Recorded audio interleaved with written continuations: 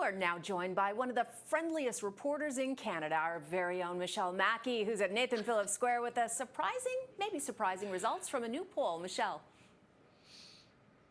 Okay, well, Cynthia, just to begin, I have to say you are one of the most beautiful people inside and out that I have ever met. Well, don't tell that to politicians that I've interviewed. It's the truth.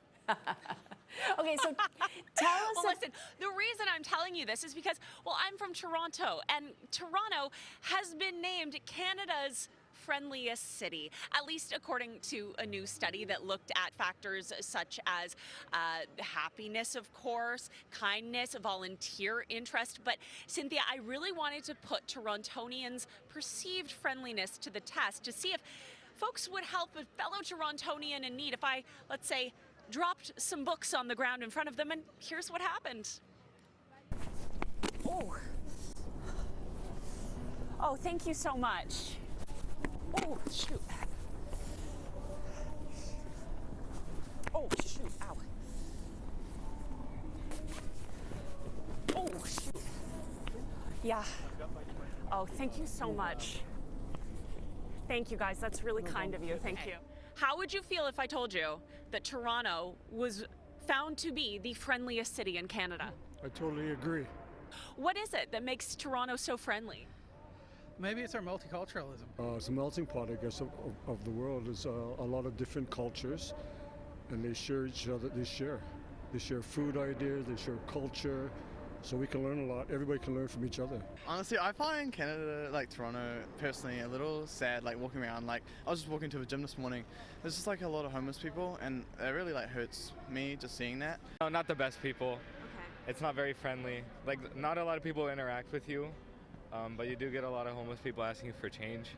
And that's not like, unfriendly. It's just, it's upsetting to see.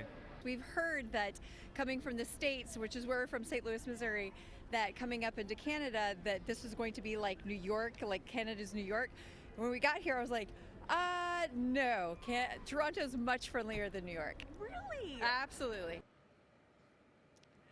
Now, second to Toronto, our neighbors in Vaughan. In third place was Vancouver, followed by Ottawa, and then Montreal. Researchers with online casino Betway determined positive sentiment through the percentage of social media posts, including the city name, which had a joyful emotion, while volunteer search volume was determined by the total number of searches for the prompt volunteer in, and then whatever city name, between February 27th of 2023 to February 27th of this year. And Toronto topped the list for volunteering searches with over 93,000 people displaying interest in this area. Now, Cynthia, we've got to talk about our neighbors to the south. The friendliest city in the United States was deemed to be Milwaukee, Wisconsin. Milwaukee, interesting. So I watched your little test there with the books. It seemed almost 50-50 of people who would stop to help you. Like, what were your thoughts going through that little experiment? Well, you know what? In fairness to the people who did not help me, they might have been a little bit confused because I'm not sure if I really sold it on my trip, so they might have understood that this was some sort of weird experiment. Got it. You were setting them up, perhaps. Now, I do remember, so not too long ago, I ran into some tourists from New York, and they said Toronto was a smaller, friendlier version of New York.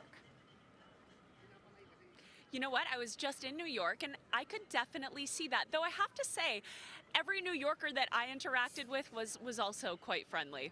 I think it's how you approach people. If you've got a big smile and you're friendly, people are generally friendly back. How's that?